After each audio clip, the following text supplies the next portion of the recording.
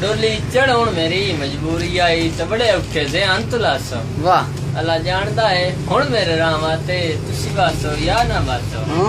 इससे मनाक तू मेरे शहर दे विच। अच्छा ओए अबरार भावे ना आसो मैनू याद है कबार दे रहा तोड़ी मेरे मन विच बस दे रहा। वाह रासा वाह पूरा के साल उड़ीक आई जिस दिन ईद जिन्हों आंदे ने ईद जान। मंजू पूंज के बात चन वेखा। अच्छा तेरे हान वादे आवन।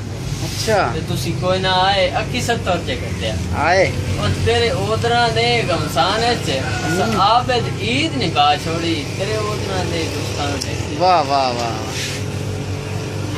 और कविता हैं सुनाई जा तेरे हिजार दुख दिया कोलियां विच मेरा हाया दिल तड़कीता। वाह मैं सुनिया आजकल नवियां लालियां नहीं वेख्या आजकल नहीं ना। वाह ते जोरवार जीवा बेली उसन दशा ओ मैं तू कदा घरों डकिंदा है ओ मैनू तेरे वहम मुका छड़या है लोकियां ने फोटो पिंदा। वाह रासा वाह